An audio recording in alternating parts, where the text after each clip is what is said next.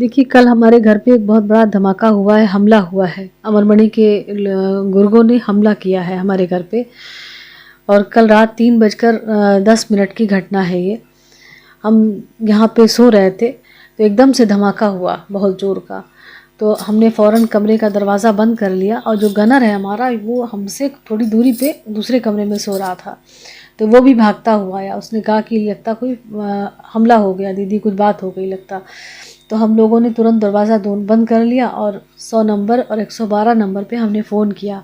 पता लगा कि वो लोग राजापुर चौकी के मतलब वहाँ पे खड़े हैं, तो वहाँ पे हैं।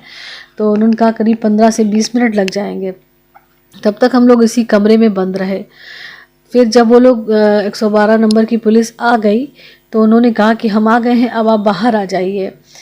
तो जब बाहर गए हम लोग तो सारा मोहल्ला, चूँकि इतना बड़ा धमाका हुआ था तो सभी लोग जाग रहे थे, सब बाहर आ गए। सारे मोहल्ले वालों ने कहा कि हाँ धमाका बहुत बड़ा हुआ और फायरिंग हुई है।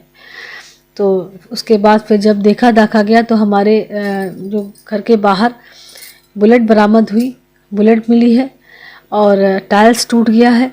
तो कल रात हमला करवाया गया था हमारे ऊपर। और अब मैं आपको बता दूं कि अगर बाहर बैठा था पुलिस वाला, ये नहीं होता या कुछ भी अंदर वो लोग आ जाते तो बहुत मुश्किल था बचना मेरा।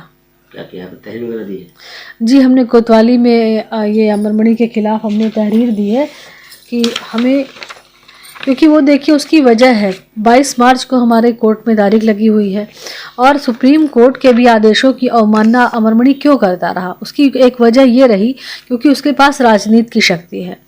अब वो रिहा तो 24 अगस्त को हो गया, लेकिन एक सुप्रीम कोर्ट की तलवार लटक रही। चूँकि हमने जो सबूत सुप्रीम कोर्ट में लगाए हैं वो ये साबित करते हैं कि उसने सुप्रीम कोर्ट के आदेशों की अवहेलना की है और ये 12 साल तक जेल ही नहीं गया। एक तो ये इस बात से चिढ़ा है, अब ये राजनीति में सक्रिय होना चाह रहा है, कांग्रेस में भी ये लोग शामिल हो गए हैं।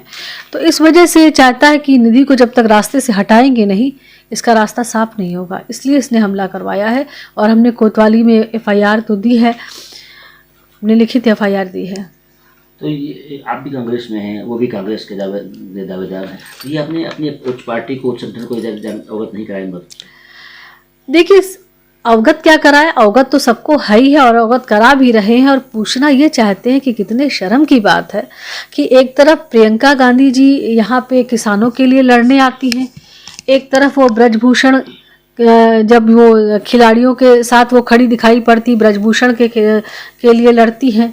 तो क्या ये बात सच है कि हुड्डा को कुश्ती संघ का अध्यक्ष बनाने के लिए वो सारा ड्रामा कर रही थी, खिलाड़ियों के साथ खड़ी थी? राहुल गांधी न्याय यात्रा निकालते हैं, मणिपुर में आंसू बहाते हैं और उसके बाद मधुमिता के हत्यारों को, सारा के हत्यारों को ज्वाइनिंग होती है, टिकट मिलता है। तो इस तरीके से न्याय यात्रा होती है, इस तरीके से लड़की वो लड़ सकती हूँ? तो मैंने अवगत करवाया है और मेरी मांग यही है प्रियंका गांधी से, राहुल गांधी जी से, कि कम से कम ऐसे हत्यारों को पार्टी से निष्कासित करके अपना नजरिया साफ करें। तब इनकी यह न्याय यात्रा और लड़की हूँ लड़ सकती हूँ तब समझ में आएगा, वरना तो ये खुलेआम अपराध। यही हम तो कहेंगे कि कांग्रेस का हाथ अपराधियों के साथ।